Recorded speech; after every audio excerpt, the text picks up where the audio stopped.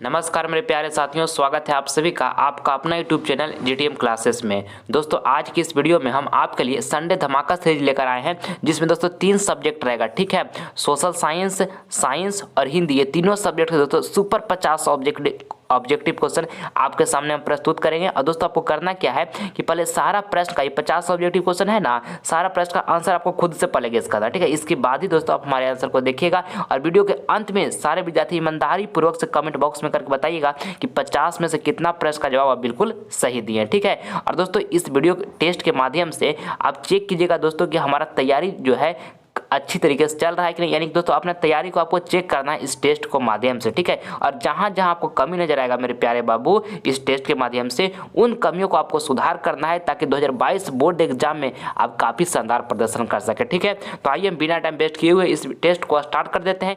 हिंद चीन पहुंचने वाले प्रथम व्यापारी कौन थे? दोस्तों ये प्रश्न आपके फाइनल बोर्ड परीक्षा 2022 के लिए काफी महत्वपूर्ण है। आप सभी विद्यार्थियों के प्रश्न बताना है कि हिंद चीन पहुंचने वाले प्रथम व्यापारी कौन थे। तो पुर्तगाली थे दोस्तों। ऑप्शन नंबर यहाँ पर जो सी होगा हमारा बिल्कुल करेक्ट आंसर हो जाएगा। आप सभी विद्यार्थी इसको अच्छे तरीके से याद रखिएगा। ठीक है, चलिए आगे बढ़ते हैं अब हम। दूसरा नंबर प्रश्न है, योजना आयोग को भंग करके कौन सी नई योजना बनाई गई? दोस्तों आपको ये प्रश्न बताना है, योजना आयोग को भंग करके कौन सी नई योजना बनाई गई? तो नीति आयोग बनाया गया दोस्तों। ऑप्शन नंबर यहाँ पर बी जो होगा बिल्कुल करेक्ट आंसर हो जाएगा। और नीति आयोग कब बना था? नीति आयोग दोस्तों 2015 ईस्वी में बना, ये भी आपको साथ में याद रखना है। ठीक है, चलिए आगे बढ़ते हैं अब हम।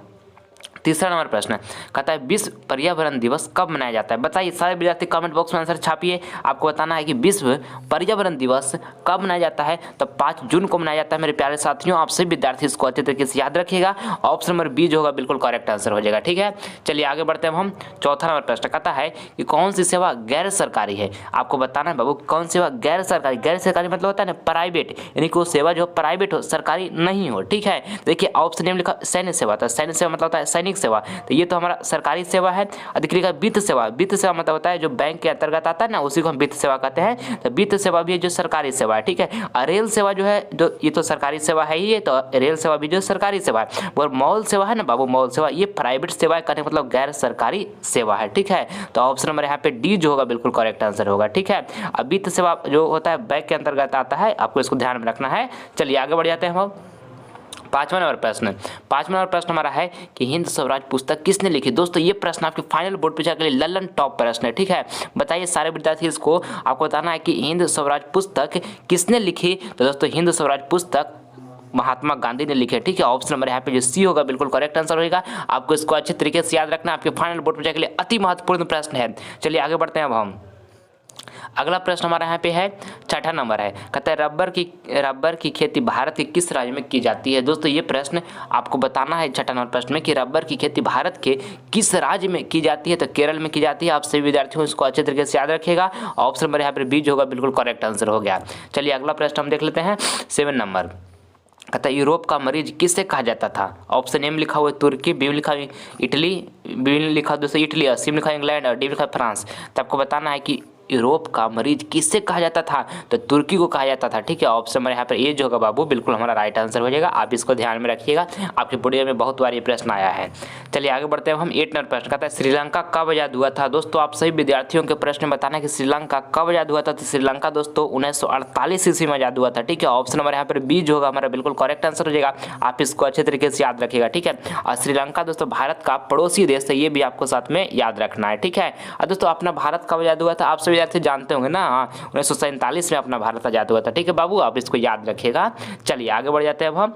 अगला प्रश्न कौन है? 9 नंबर है, कहता है कि दल बदल कानून किन पर लागू होता है? ऑप्शन ए में लिखा हुआ सांसदों पर, बी में लिखा विधायकों पर, देखिए सी में लिखा हुआ है ना सांसद और विधायकों पर, और डी में लिखा राष्ट्रपति पर। तो आपको बताना है प्रश्न में कि दल बदल कानून किन पर लागू होता है। तो सांसद पर भी होता है, विधायकों पर भी होता है। तो राइट आंसर जो होगा सांसद और विधायकों पर, यानी कि दोनों होगा। तो ऑप्शन नंबर यहाँ पर सी जो होगा बिल्कुल हमारा करेक्ट आंसर हो गया। ठीक है, चलिए आगे बढ़ते हैं हम।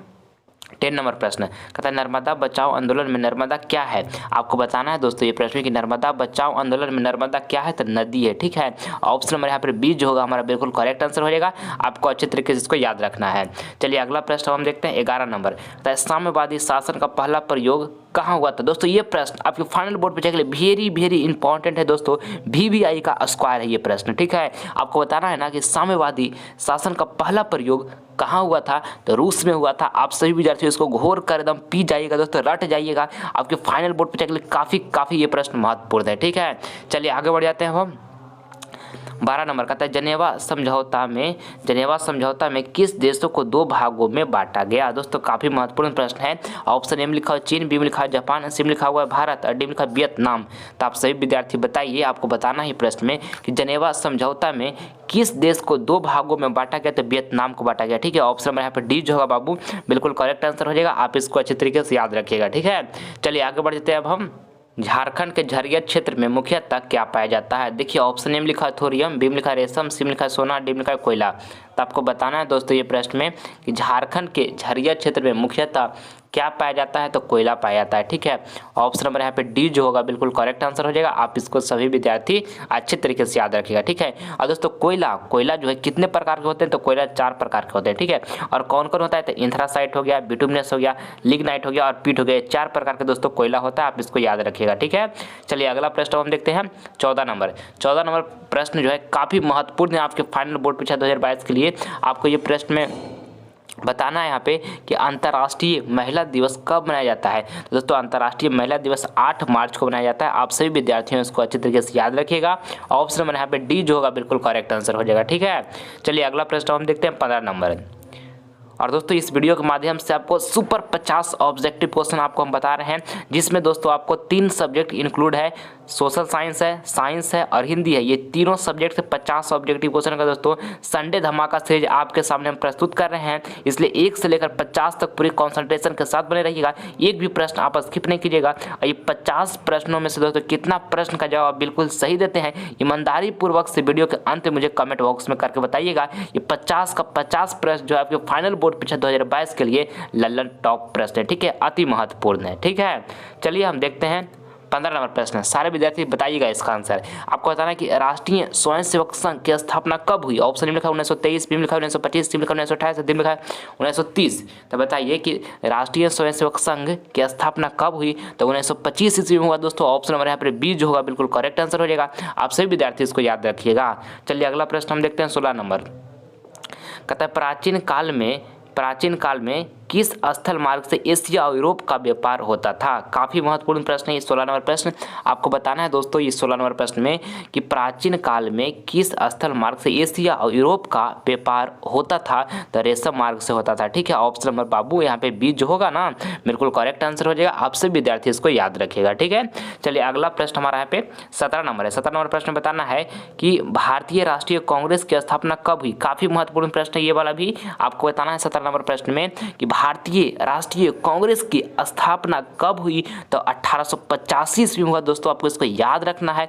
ऑप्शन नंबर यहाँ पर जो ए होगा बिल्कुल करेक्ट आंसर हो जाएगा। आइए अगला प्रश्न हम देखते हैं 18 नंबर। व्यंजक चूर्ण का रासायनिक सूत्र है दोस्तों, काफी महत्वपूर्ण प्रश्न है। आपको ये 18 नंबर प्रश्न में बताना है कि व्यंजक चूर्ण का रासायनिक सूत्र है तो CaOCl2 है, ठीक है। ऑप्शन नंबर यहाँ पर बी जो होगा बाबू बिल्कुल करेक्ट आंसर हो जाएगा। आप सभी विद्यार्थी इसको याद रखिएगा कि व्यंजक चूर्ण का जो रासायनिक सूत्र होता है CaOCl2 होता है, ठीक है। आइए अगला प्रश्न हम बढ़ जाते हैं 19 नंबर प्रश्न। कहता है कि जल विद्युत संयंत्र किस ऊर्जा को विद्युत ऊर्जा में रूपांतरित करता है? ये प्रश्न काफ़ी महत्वपूर्ण है आपके लिए फाइनल बोर्ड परीक्षा के लिए। आपको बताना है कि जल विद्युत संयंत्र किस ऊर्जा को विद्युत ऊर्जा में रूपांतरित करता है? तो स्थितिज ऊर्जा में करता है, ठीक है। ऑप्शन नंबर यहाँ पे डी जो होगा बिल्कुल राइट आंसर हो जाएगा, ठीक है। चलिए आगे बढ़ते हैं हम 20 नंबर प्रश्न। कहता है धोने का सोडा का आणविक सूत्र है। बताइए सारे विद्यार्थी, आपको बताना है कि धोने का सोडा का आणविक सूत्र है। तो धोने का सोडा का दोस्तों जो हमारा आणविक सूत्र होता है Na2CO3 × 10H2 होता है, ठीक है। ऑप्शन नंबर यहाँ पे सी जो होगा बिल्कुल करेक्ट आंसर होगा। ये प्रश्न को आप अच्छे तरीके से ये फार्मूला को याद रखिएगा, आपके बॉडी एग्जाम के लिए काफ़ी महत्वपूर्ण है, ठीक है। चलिए आगे बढ़ते हैं अब हम 21 नंबर प्रश्न। कहता है कि मानव में वहन तंत्र के घटक है दोस्तों। ऑप्शन ए में लिखा हुआ वृक्क, बी में लिखा त्वचा, सी में लिखा फेफड़ा, डी में लिखा इनमें सभी। तो आपको 21 नंबर प्रश्न में बताना है कि मानव में वहन तंत्र के घटक है। तो देखिए वृक्क भी है दोस्तों, त्वचा भी है, फेफड़ा भी है, ठीक है। तो राइट आंसर होगा इनमें सभी। ऑप्शन नंबर यहाँ पे डी जो होगा बाबू हमारा बिल्कुल राइट आंसर हो जाएगा। आप इसको अच्छे तरीके से ध्यान में रखिएगा। चलिए अगला प्रश्न हम देखते हैं 22 नंबर। अतः ग्लूकोज के एक अणु में ऑक्सीजन के कितने परमाणु होते हैं? तो पहले सारे विद्यार्थी ग्लूकोज का दोस्तों सूत्र बताइए, क्या होता है ग्लूकोज का सूत्र?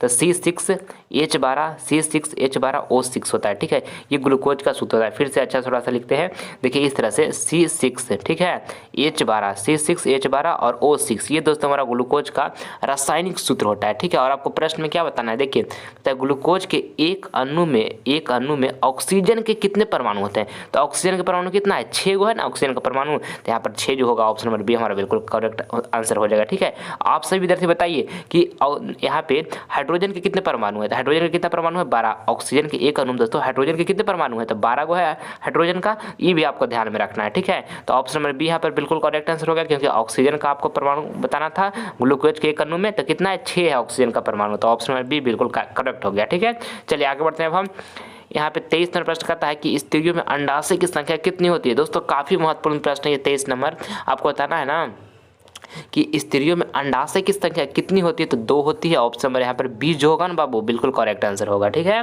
चलिए अगला प्रश्न हम देखते हैं 24 नंबर, कहता है विद्युत उत्पन्न करने की युक्ति को कहते हैं। दोस्तों काफी महत्वपूर्ण प्रश्न है ये पहला प्रश्न, आपकी बोर्ड एग्जाम में बहुत बार ये प्रश्न रिपीट किया गया है और 2022 बोर्ड एग्जाम में भी दोस्तों पेपर में छपेगा जाकर ये प्रश्न। आपको बताना है ना कि विद्युत धारा उत्पन्न करने की युक्ति को कहते हैं तो जनित्र कहते हैं। ठीक है, ऑप्शन नंबर यहाँ पर ए जो होगा बिल्कुल करेक्ट आंसर हो जाएगा। आप सभी विद्यार्थी इसको अच्छे तरीके से याद कर लीजिएगा। चलिए अगला प्रश्न हम देखते हैं 25 नंबर।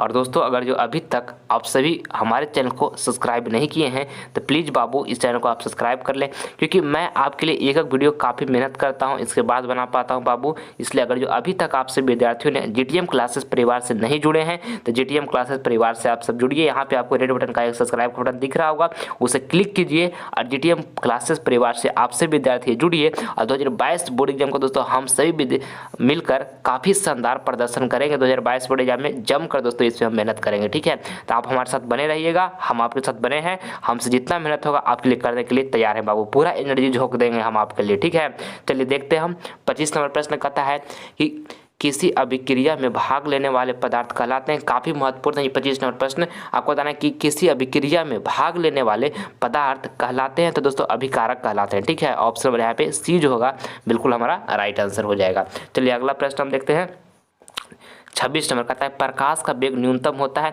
ऑप्शन ए में लिखा निर्वात में, बी में लिखा जल में, सी में लिखा वायु में, डी में लिखा कांच में। तो आपको बताना है ये प्रश्न है कि प्रकाश का वेग न्यूनतम होता है तो प्रकाश का वेग न्यूनतम कांच में होता है। ठीक है, आप इसको याद रखिएगा। ऑप्शन नंबर यहाँ पे डी जो होगा हमारा बिल्कुल करेक्ट आंसर हो गया। ठीक है, चलिए अगला प्रश्न हम देख लेते हैं 27 नंबर कहता है निम्न में से कौन बायोगैस ईंधन का स्रोत नहीं है? आपको दोस्तों ये 27 नंबर प्रश्न बताना है कि निम्न में से कौन बायोगैस ईंधन का स्रोत नहीं है, तो नाभिकीय ऊर्जा जो है दोस्तों नहीं है। ठीक है, ऑप्शन नंबर यहाँ पे सी जो होगा बिल्कुल करेक्ट आंसर हो जाएगा। आप सभी विद्यार्थी इसको याद रखिएगा।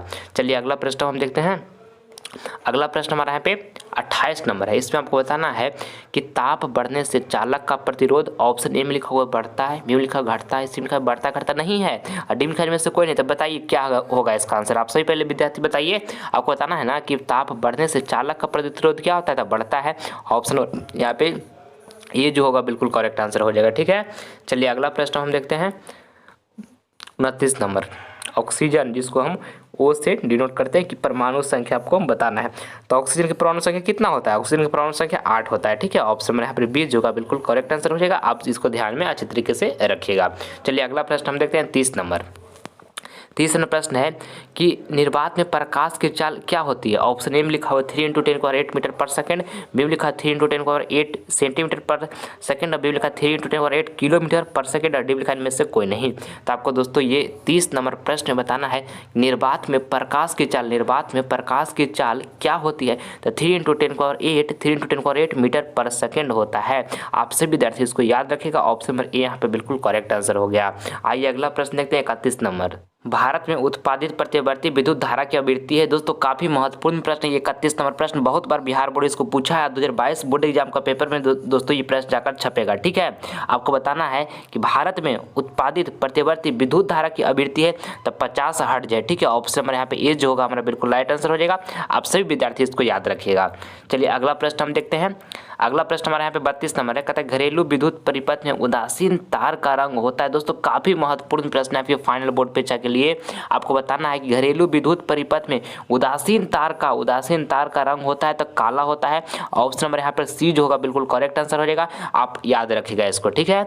चलिए अगला प्रश्न हम देखते हैं 33 नंबर, मधुमक्खी का डंक एक अम्ल छोड़ता है जिसके कारण दर्द एवं जलन का अनुभव होता है, यह अम्ल है। दोस्तों काफी महत्वपूर्ण प्रश्न है, आपको 33 नंबर प्रश्न में बताना है कि मधुमक्खी जो है ना बाबू, एक डंक मधुमक्खी का जो डंक है एक अम्ल छोड़ता है जिसके कारण दर्द एवं जलन का अनुभव होता है, यह अम्ल है। तो यह अम्ल जो है दोस्तों मिथेनोइक अम्ल है, ठीक है। ऑप्शन नंबर यहाँ पर ए जो होगा बिल्कुल करेक्ट आंसर हो जाएगा, आप इसको अच्छे तरीके से याद रखिएगा, मिथेनोइक अम्ल, ऑप्शन नंबर ए। आइए अगला प्रश्न हम देखते हैं 34 नंबर। और मेरे प्यारे साथियों, आप सभी विद्यार्थियों को मैं बता दूं कि अगर जो आप फाइनल बोर्ड परीक्षा में टारगेट रखें कि 480 प्लस मार्क्स मुझे प्राप्त करना है तो आपको मन से पढ़ाई करना होगा, ठीक है। अभी का जो 1 मिनट आपका समय जो बीत रहा है ना, ये काफ़ी महत्वपूर्ण है, इसलिए 1 मिनट समय को बचाइए और अपने माइंड को कॉन्सेंट्रेट रखिए और मन से पढ़ाई कीजिए बाबू। अगर जो आपको माइंड में ये सब विचार आता है कि हमको मैथ समझ में नहीं आ रहा है, साइंस नहीं आ रहा है, हिंदी नहीं आ रहा है, संस्कृत नहीं आ रहा है, कैसे हम क्या करें, हमको कुछ लगता है तैयारी नहीं हुआ, तो ऐसा विचार नहीं रखना है बाबू। अपने आप को शांत रखना है और मन से पढ़ाई करते रहना है। अब 2022 बोर्ड एग्जाम में काफी शानदार प्रदर्शन कीजिएगा, अपने तरफ से पूरा बेस्ट दीजिए, ठीक है। जितना आपके पास मेहनत करने की क्षमता है पूरा झोंक दीजिए। ऐसा नहीं होना चाहिए कि मैं दोस्तों ये कर सकता था, 480 प्लस मार्क्स ला सकता था मगर मैं नहीं लाया। ये एग्जाम के बाद ये जो आपका सोच है, आपका जो मुंह से ये बात नहीं निकालना चाहिए, ठीक है। इसलिए जितना आपके पास एनर्जी है, जितना एफर्ट आप लगा सकते हो, जितना आपके पास शक्ति है, सब झोंक दीजिए। 1 मिनट भी समय बर्बाद नहीं कीजिए। अभी का समय आपका 1 मिनट काफी महत्वपूर्ण है, ठीक है। एक बात को आप हमेशा ध्यान में रखिएगा, जो माँ और पिता आपको है ना बचपन से लेकर पाल पोस कर इतना बड़ा किए, कितना दर्द कितना दुख उनको सहना पड़ा होगा, ये आप कल्पना नहीं कर सकते मेरे प्यारे साथियों, ठीक है।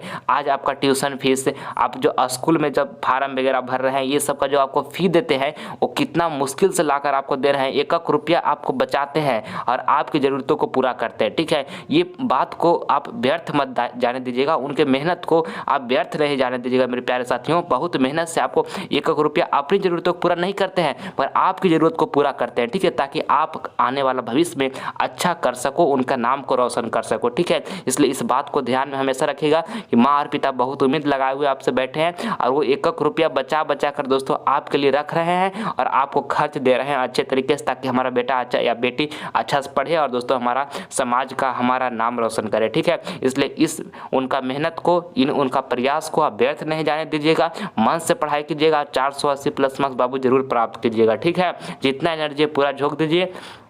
हम आपके साथ जीटीएम क्लासेस परिवार आपके साथ हमेशा खड़ा रहेगा। आपको जितना हमसे मेहनत हो पाएगा उतना हम आपके लिए करने के लिए तैयार हैं, बस हमारे साथ कंटिन्यू जुड़े रहिएगा। अगर जो अभी तक आप सभी विद्यार्थियों ने चैनल को सब्सक्राइब नहीं किया है तो रेड बटन दबा कर देखिए, यहाँ पे आपको सब्सक्राइब का एक बटन दिख रहा होगा, क्लिक कर लीजिए और हमारे चैनल को सब्सक्राइब कर लीजिए और जीटीएम क्लासेस परिवार से आप सभी विद्यार्थी जुड़ जाइए। हम आपके 2022 बोर्ड एग्जाम के लिए काफ़ी शानदार प्रदर्शन तैयारी करवाएंगे और मन से दोस्तों हम आपके लिए शानदार वीडियो प्रोवाइड करवाते रहें जब तक आप एग्जाम आपका हो नहीं जाए जब तक, ठीक है। चलिए अब हम देखते हैं 34वां प्रश्न कहता है ऑक्जेलिक अम्ल का प्रकृति स्रोत निम्न में से कौन है। आपको बताना है ये प्रश्न में कि ऑक्जेलिक अम्ल का जो प्रकृति स्रोत है निम्न में से कौन है, तो टमाटर है, ठीक है। ऑप्शन नंबर यहाँ पर बी जो होगा बाबू बिल्कुल राइट आंसर हो जाएगा, ठीक है। चलिए आगे बढ़ जाते हैं। अब हम अगला प्रश्न हमारा कौन है, अगला प्रश्न यहाँ पे हमारा 35 नंबर कहता है निम्न में से कौन सबसे अधिक अभिक्रियाशील धातु है। बताइए सारे विद्यार्थी, आपको ये 35 नंबर प्रश्न में बताना है कि निम्न में से कौन सबसे अधिक अभिक्रियाशील धातु है। तब पोटेशियम है जिसको हम के से डिनोट करते हैं। ऑप्शन नंबर यहाँ पे डी जो होगा हमारा बिल्कुल करेक्ट आंसर हो जाएगा, ठीक है। चलिए अगला प्रश्न हम देखते हैं 36 नंबर कहता है जब कोई वस्तु को दोस्तों फोकस पर रखा जाता है तो प्रतिबिंब बनेगा। काफी महत्वपूर्ण है। ऑप्शन लिखा वक्रता, त्रिज्या पर, बी लिखा अनंत पर, सी लिखा दर्पण के पीछे, डी लिखा ध्रुव। तो आपको बताना है दोस्तों ये 36 नंबर प्रश्न में कि जब कोई वस्तु को फोकस पर रखा जाता है तो प्रतिबिंब बनेगा तो अनंत पर बनेगा, ठीक है। आप इसको अच्छे तरीके से याद रखिएगा। ऑप्शन नंबर यहाँ पर बी जो होगा हमारा बिल्कुल करेक्ट आंसर हो जाएगा, ठीक है। चलिए अगला प्रश्न हम देखते हैं। अगला प्रश्न हमारा यहाँ पे 37 नंबर है। 37 नंबर प्रश्न में आपको बताना है कि धारा मापने में किसका उपयोग होता है। काफी महत्वपूर्ण प्रश्न है ये 37 नंबर आपके बोर्ड एग्जाम के लिए। आपको बताना है कि धारा मापने में किसका उपयोग होता है, तो एमीटर का होता है। ऑप्शन नंबर यहाँ पे ए जो होगा बिल्कुल करेक्ट आंसर हो जाएगा। आप सभी विद्यार्थी इसको याद रखिएगा, ठीक है। चलिए अगला प्रश्न हम देखते हैं 38 नंबर कहता है डायनेमो यांत्रिक ऊर्जा किस, यहाँ पे लिखा ना दोस्तों कि डायनेमो यांत्रिक ऊर्जा को किस ऊर्जा में परिवर्तन करता है। ध्वनि ऊर्जा में, में, विद्युत ऊर्जा में, सी लिखा सौर ऊर्जा में, डी लिखा में से कोई नहीं। तो बताइए आप सभी विद्यार्थी, आपको बताना है ये 38 नंबर प्रश्न में कि डायनेमो जो है यांत्रिक ऊर्जा को किस ऊर्जा में परिवर्तन करता है? तो विद्युत ऊर्जा में परिवर्तन करता है। ठीक है, ऑप्शन नंबर यहाँ पर बी जो होगा बिल्कुल हमारा राइट आंसर हो जाएगा। चलिए अगला प्रश्न हम देखते हैं। 39 नंबर कहता है विद्युत धारा उत्पन्न करने की युक्ति को कहते हैं। तो दोस्तों ये प्रश्न आपको हम पहले बता चुके हैं, इसलिए इसका आंसर आपको हम नहीं बताएंगे। इसका कमेंट बॉक्स में सारे विद्यार्थी जवाब दीजिएगा इसका राइट आंसर क्या होगा। ठीक है, चलिए अगला प्रश्न हम देख लेते हैं। 40 नंबर कहता है अवतल दर्पण की फोकस दूरी वक्रता त्रिज्या की, देखिए उसकी वक्रता त्रिज्या की, तो ऑप्शन लिखा दुगनी होती है, बी लिखा बराबर होती है, सी लिखा चौथाई होती है, डी लिखा आधी होती है। तो आपको बताना है दोस्तों ये 40 नंबर प्रश्न में कि अवतल दर्पण की फोकस दूरी उसकी वक्रता त्रिज्या की, तो दोस्तों आधी होती है। ठीक है, आधी होती है। ऑप्शन नंबर यहाँ पे डी जो होगा बिल्कुल करेक्ट आंसर हो जाएगा। आइए अगला प्रश्न देखते हैं। 41 नंबर अशोक वाजपेयी का जन्म कब हुआ था? दोस्तों काफी महत्वपूर्ण प्रश्न है ये। 41 नंबर आपको बताना है ये प्रश्न में कि अशोक वाजपेयी का जन्म कब हुआ था? तो 16 जनवरी 1941 ईस्वी में दोस्तों अशोक वाजपेयी का जन्म हुआ था। ऑप्शन नंबर यहाँ पे ए जो होगा बिल्कुल करेक्ट आंसर हो जाएगा। ठीक है, आप इसको अच्छे तरीके से याद रखिएगा। चलिए अगला प्रश्न हम देख लेते हैं। 42 नंबर कहता है दही वाली मंगा माँ कहानी किस लेखक द्वारा रचित है? दोस्तों काफी महत्वपूर्ण प्रश्न है। आपको ये 42 नंबर प्रश्न में बताना है आप सभी विद्यार्थियों को कि दही वाली मंगा माँ कहानी किस लेखक द्वारा दोस्तों रचित है? तो श्रीनिवास लेखक द्वारा रचित है। ठीक है, ऑप्शन नंबर यहाँ पे ए जो होगा बिल्कुल करेक्ट आंसर हो जाएगा। ठीक है, चलिए अगला प्रश्न हम देख लेते हैं। 43 नंबर कहता है भारत माँ के श्रेष्ठ मुख की तुलना कवि ने किससे की? दोस्तों ये प्रश्न ललन टॉप प्रश्न है आपके फाइनल बोर्ड परीक्षा 2022 के लिए। ठीक है, आपको बताना है कि भारत माँ के श्रेष्ठ मुख की तुलना कवि ने किससे की है? तो छाया युक्त चंद्र से की है। ठीक है, छाया युक्त चंद्र से। ऑप्शन नंबर यहाँ पे डी जो होगा बाबू बिल्कुल करेक्ट आंसर हो जाएगा, आपको इसको याद रखना है। ठीक है, चलिए अगला प्रश्न हम देख लेते हैं। 44 नंबर कहते हैं नाखून क्यों बढ़ते हैं? का रचनाकार कौन है? आपको बताना है ये 44 नंबर प्रश्न में कि नाखून क्यों बढ़ते हैं, का रचनाकार कौन है? तो हजारी प्रसाद द्विवेदी है, आप इसको याद रखिएगा। ऑप्शन नंबर यहाँ पे ए जो होगा बिल्कुल करेक्ट आंसर हो जाएगा। ठीक है, नाखून क्यों बढ़ते हैं, का रचनाकार हजारी प्रसाद द्विवेदी है। काफी महत्वपूर्ण प्रश्न है ये। ठीक है, चलिए अगला प्रश्न हम देखते हैं। 45 नंबर अतः काशी किसकी पाठशाला है? आपको ये 45 नंबर प्रश्न में दोस्तों बताना है कि काशी किसकी पाठशाला है? तो संस्कृति की पाठशाला है। ठीक है, ऑप्शन नंबर यहाँ पे ये जो होगा बिल्कुल हमारा करेक्ट आंसर हो जाएगा। ठीक है, काशी किसकी पाठशाला है? तो संस्कृति की है। ठीक है, चलिए अगला प्रश्न हम देख लेते हैं। 46 नंबर तो बाबा साहेब भीमराव अम्बेडकर का जन्म किस राज्य में हुआ था? बताइए सारे विद्यार्थी जल्दी से जवाब दीजिए इसका। आपको बताना है कि बाबा साहेब भीमराव अम्बेडकर का जन्म किस राज्य में हुआ था? तो मध्य प्रदेश में हुआ था दोस्तों। ऑप्शन नंबर यहाँ पर ये जो होगा बिल्कुल हमारा करेक्ट आंसर हो जाएगा। ठीक है, चलिए अगला प्रश्न हम देख लेते हैं। 47 नंबर प्रश्न है कि हमारी नींद की कवि कौन है? आपको दोस्तों ये 47 नंबर प्रश्न बताना है कि हमारी नींद की कवि कौन है? तो ब्रेन डंगवाल है। ऑप्शन नंबर यहाँ पर बी जो होगा बाबू बिल्कुल हमारा राइट आंसर हो जाएगा। ठीक है, चलिए अगला प्रश्न हम देख लेते हैं। 48 नंबर कहते हैं उगते हुए सूरज का देश किसे कहा जाता था? आपको दोस्तों ये 48 नंबर प्रश्न बताना है कि उगते हुए सूरज का देश किसे कहा जाता है? तो दोस्तों जापान को कहा जाता है। ऑप्शन नंबर यहाँ पर ए जो होगा बिल्कुल राइट आंसर हो जाएगा। आप इसको अच्छी तरीके से याद रखिएगा क्योंकि फाइनल बोर्ड परीक्षा के लिए अति महत्वपूर्ण प्रश्न है। चलिए अगला प्रश्न हम देखते हैं।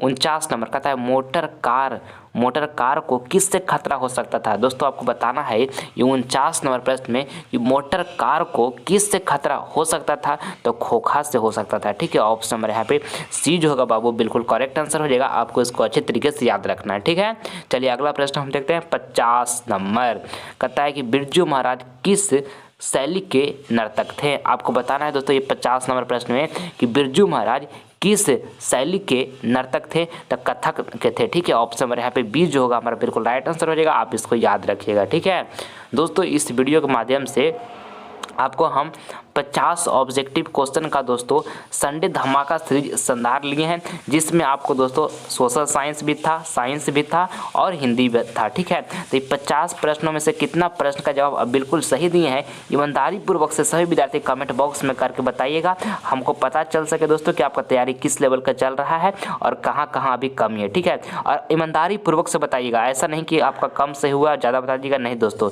जितना सही हुआ उतना आप ईमानदारी पूर्वक से बताइएगा। और इस टेस्ट में जहाँ जहाँ आपको कमी लगा है वो नेक्स्ट टेस्ट में आप सुधार करने की कोशिश कीजिएगा। जहाँ जहाँ आपको कमी आ रहा है उन सब कमियों को सुधार करना है, ताकि हम 2022 बोर्ड एग्जाम में काफ़ी शानदार प्रदर्शन कर सके। ठीक है मेरे प्यारे बाबू, अब मन से पढ़ाई करते रहना है। एक बात को हमेशा माइंड में अपना ध्यान रखना है कि जिस दिन रिजल्ट आएगा उस दिन माँ और पिता की आंखों में खुशी के आंसू बहाना है। मिलते हैं हम आपसे नेक्स्ट वीडियो में, तब तक के लिए जय हिंद जय भारत।